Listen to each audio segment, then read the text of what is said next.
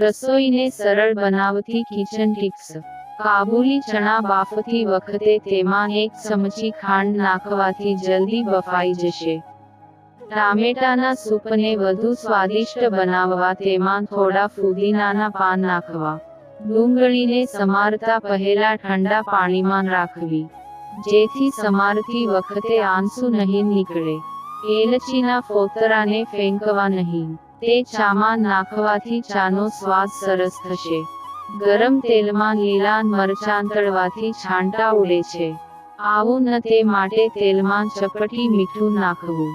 ચોખાને વધુ સમય પાણીમાં ન ધોવા, નહીતર તેની પૌષ્ટિકતા નષ્ટ થઈ જશે. જૂનું અથાણું સુકાઈને કઠણ થઈ જાય તો તેમાં થોડું તેલ મેળવવાથી અથાણું ફરીથી નરમ અને ખાવાલાયક બની જશે. જો 2 વાસણ એકબીજામાં ચોંટી ગયા હોય તો બંને જ્યાં ચોંટ્યા છે ત્યાં થોડું તેલ લગાવવું. અડધી કલાક બાદ વાસણને ફેરવવાથી બંને છૂટા પડી જશે. ચોમાસામાં મીઠામાં ભેજ લાગી જાય છે. એવું ન થાય તે માટે મીઠામાં થોડા ચોખાના દાણા નાખવા. ભીંડા સમારતી વખતે ચપ્પુ પર લીંબુનો રસ લગાવવાથી ભીંડાની ચીકાશ બહાર નહીં આવે. લસણની કળીઓને 2 મિનિટ માટે ગરમ પાણીમાં રાખી મૂકવાથી તેના ફોતરા સરળતાથી નીકળી જશે. અથવા લસણને 2 થી 3 મિનિટ લોઢી પર ગરમ કરી લેવું.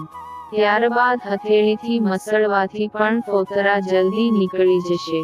વટાણા, લીલા ચણા તથા અન્ય શાક રાંધતી વખતે કુદરતી રંગ ના જાય માટે શાક બનાવતી વખતે ચપટી સાકર નાખવી.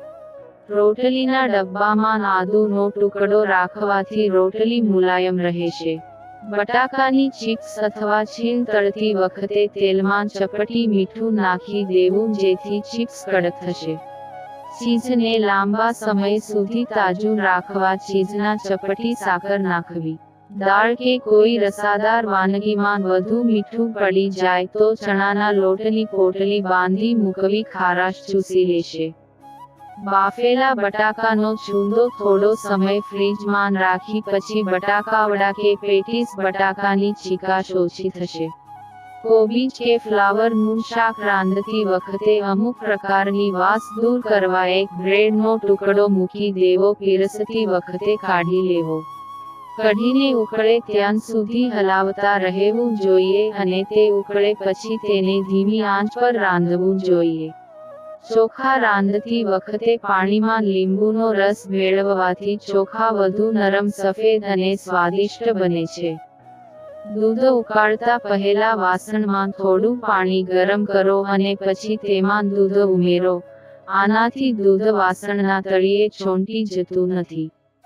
નૂડલ્સ ઉકાળતી વખતે ઉકળતા પાણીમાં થોડું મીઠું અને તેલ ઉમેરો અને બહાર કાઢ્યા પછી ઠંડા પાણીથી ધોઈ લો. નૂડલ્સ એકસાથે ચોંટી જશે નહીં.